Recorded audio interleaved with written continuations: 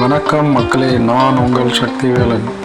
அறுபடை சக்திவேலன் சேனல் மூலமாக மீண்டும் உங்களை சந்திப்பதில் மகிழ்ச்சி அடைகிறேன். ஓம் சரவண பவா, குருவாய் வருவாய் அருள்வாய் குகனே. வணக்கம் நண்பர்களே, நாம் இன்று பார்க்க போவது 6 படை வீடுகளில் 3வது படை வீடான பழனிமலையின் ரகசியம். அதுக்கு முன்னாடி நம்ம சேனலை சப்ஸ்கிரைப் பண்ணாதவங்க சப்ஸ்கிரைப் பண்ணிக்கோங்க. இதில் ஏதாவது தவறு இருந்தால் கமெண்ட் பண்ணுங்கள், சேஞ்ச் பண்ணிக்கலாம். பழனிமலையின் முழு பயண திட்டம், அதாவது travel guide full plan. Palani Murugan தரிசனம் செய்ய 1 நாள் அல்லது 2 நாள் பயணம் போடலாம். எப்படி செல்லலாம் ஃபஸ்ட்டு அதை சொல்லிடுறேன். பேருந்துனா மதுரை, கோயம்புத்தூர், திருச்சி, சென்னை ஆகிய இடங்களிலிருந்து நேரடி பேருந்துகள் உள்ளன. பழனி பேருந்து நிலையம் மையத்தில் ட்ரெயின் ஸ்டேஷன் இருக்குது, அதாவது ரயில்வே ஸ்டேஷன். இது சென்னையிலேருந்து டெய்லி பாலக்காடு சூப்பர் ஃபாஸ்ட் எக்ஸ்பிரஸ்ன்னு சொல்லுவாங்க. ட்ரெயினோட டீட்டெயில்ஸு, டைமிங் எல்லாமே டிஸ்கிரிப்ஷனில் கொடுக்கும். நியரஸ்ட்டாக ஃப்ளைட்டுன்னு பார்த்தீங்கன்னா மதுரை, கோயம்புத்தூர். மதுரையிலேருந்து 120 கிலோமீட்டர், கோயம்புத்தூர்லேருந்து 110 கிலோமீட்டர். இதுதான் போகிறதுக்கான வழி. நான் ட்ரெயினில் தான் போனேன், ஜோலார்பேட்டை டு பழனி.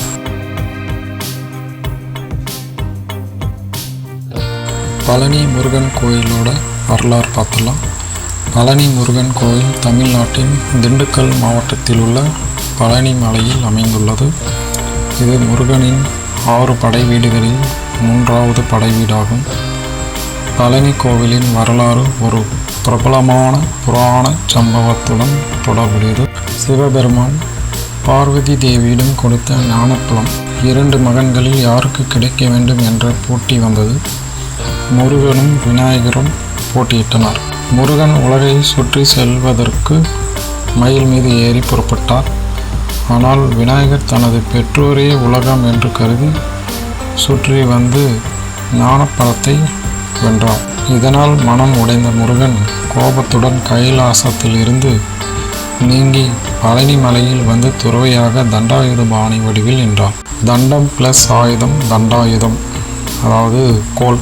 முருகன் இங்கு சிறுவன் வடிவில் இல்லாமல் துறவி வடிவில் இருக்கிறார். கையில் தண்டாயுதம் ஏந்தி ஞானத்தை குறிக்கிறார். பழனி மலையின் மேல் அமைந்துள்ளது. 600 படிக்கட்டுகள் உள்ளது. கோயிலின் சிறப்பு அம்சங்கள்: உலக புகழ்பெற்ற பஞ்சாமிர்த பிரசாதம். தைப்பூச விழா மிகவும் பிரசித்தி பெற்றது. தமிழகம் மட்டுமல்ல, உலகம் முழுவதும் பக்தர்கள் வருகின்றனர். பழனி கோவில் என்பது வெறும் கோயில் மட்டுமல்ல, அது ஞானம், துறவு, பக்தி ஆகியவற்றை உணர்த்தும் ஆன்மீக மையமாகும். திருவாவின்குடி என்பது பழனி முருகன் கோவிலுடன் தொடர்புடைய ஒரு முக்கிய தலம். இது பழனி மலையின் அடிவாரத்தில் உள்ள பழமையான முருகன் கோவில். இங்கு முருகப்பெருமான் குழந்தை வடிவில் குழந்தை வேலாயுத சுவாமியாக அருள்பாலிக்கிறார். பழனிமலை கோவில் அமைக்கப்படும் முன்பே இங்கு வழிபாடு இருந்ததாக கருதப்படுகிறது. முருகன் பழனிமலையில் துறவியாக தண்டாயுதபாணியாக அமர்ந்த பிறகு அவரின் குழந்தை வடிவம் திருவாவின்குடியில் நிலை பெற்றதாக கூறப்படுகிறது. அதனால் பழனியில் 2 முக்கிய வடிவங்கள் உள்ளன. மலைமேல் தண்டாயுதபாணி, அடிவாரம் குழந்தை வேலாயுத சுவாமி, திருவாவின்குடி.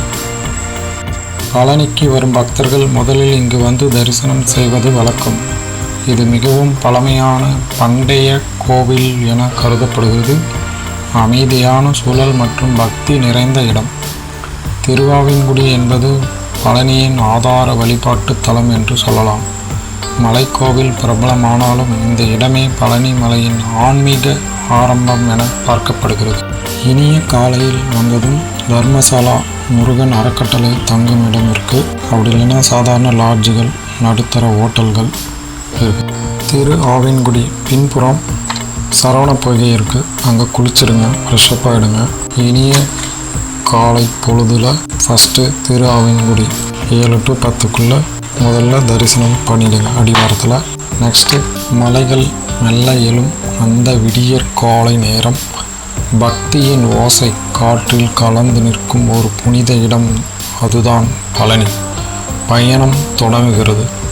ஒவ்வொரு மைலும் ஒரு எதிர்பார்ப்பு. முருகனை தரிசிக்க செல்லும் அந்த பாதை வெறும் பயணம் அல்ல, அது ஓர் உணர்வு. முதலில் நம்மை வரவேற்கிறது திரு ஆவின் குடி. குழந்தை வேலாயுத சுவாமியின் அமைதியான அருள் இங்கே. பக்தி மெதுவாக மனதில் இறங்குகிறது. பின் ஆரம்பமாகிறது மலை ஏற்றம். 600 படிக்கட்டுகள், ரோப் கார்கள், விஞ்ச் ட்ரெயின் அப்படின்னு சொல்லுவாங்க, அதுலேயும் போகலாம். முடிஞ்ச வரைக்கும் படியில் பயணம் பண்ணுங்கள். இதோ ஆரம்பமாகிறது மலை ஏற்றம். 600 படிக்கட்டுகள், வானத்தை தொடும் பயணம். ஒவ்வொரு படியும் ஒரு பக்தியின் அடி. அந்த நிமிடம் தண்டாயுதபாணி சுவாமியின் தரிசனம். மௌனம் பேசும் இடம். இது மனம் அமைதியாகிறது. பஞ்சாமிர்தத்தின் இனிமை போல இந்த அனுபவம் மனதில் நீண்ட நாள் நிற்கும். பழனி ஒரு இடம் அல்ல, அது ஒரு உணர்வு. நம்பிக்கை, அமைதி, பக்தி எல்லாம் ஒன்று சேரும் இடம். பழனி மலை மேல் உள்ள தண்டாயுதபாணியை பார்த்துவிட்டு வெளியே வர வழியில் போகர் சித்தருடைய ஜீவ சமாதி இருக்குது. அதை கண்டிப்பாக பார்த்துருங்க. பழனி மலையோட ரகசியம் அதுதான். போகர் சித்தர் நவபாஷாணத்தினால் ஆன ஒரு சிலை தான் அந்த முருகர் சிலை. மலை மேல் இருக்கிற முருகர் சிலை. நவபாஷாணம்னா 9 வகையான கொடிய விஷயங்கள், அதிலிருந்து எடுத்து தான் அந்த சிலையை உருவாக்கியிருக்கிறாரு. பழனி மலையோட சிறப்பும் அதுதான். அந்த சிலை மேலே வைக்கிற பஞ்சாமிர்தம் சாப்பிடும் பொழுது எப்படிப்பட்ட நோய் இருந்தாலும் தீர்க்கும் அப்படிங்கிறத நம்பிக்கை. இது எல்லாத்தையும் பார்த்துட்டு வெளியே வந்தீங்கன்னா அன்னதானம் போடுவாங்க. சாப்பிட்டு பொறுமையாக இறங்கி வாங்க. வாட்டர் பாட்டில் கையில் வச்சுக்கோங்க. ஏன்னா படி ஏறும்போது இறங்கும் போதும் கண்டிப்பாக தேவைப்படும். நம்ம வீடியோவில் மூலஸ்தானம் அப்படின்னு சொல்லுவாங்க இல்லையா, அதை நம்ம காட்டுறதில்ல. ஏன்னா நேரில் போய் முருகனை பார்த்து மனதார வேண்டி வழிபட்டுவாங்க. நீங்கள் நினச்சது நிச்சயமாக நடக்கும். முருகன் அருள் நிச்சயமாக உங்களுக்கு கிடைக்கும். ஏதேனும் தெரிந்து கொள்ளணும்னு நினச்சிங்கன்னா கமெண்டில் கேளுங்க, கண்டிப்பாக சொல்கிறேன். இதோ நானும் கிளம்பிட்டேன் பழனி டு ஜோலார்பேட்டை. மீண்டும் ஒரு வீடியோவில் உங்களை நான் சந்திக்கிறேன். ஒரு வீடியோனா 6 படை வீடில் 4வது படை வீடை அடுத்ததாக நான் அப்லோட் பண்ணுறேன். இன்னும் பழனி மலை பற்றி நிறைய விஷயங்கள் இருக்குது. அதில் ஏதாவது தெரிஞ்சுக்கணுன்னா கமெண்ட் பண்ணுங்கள்.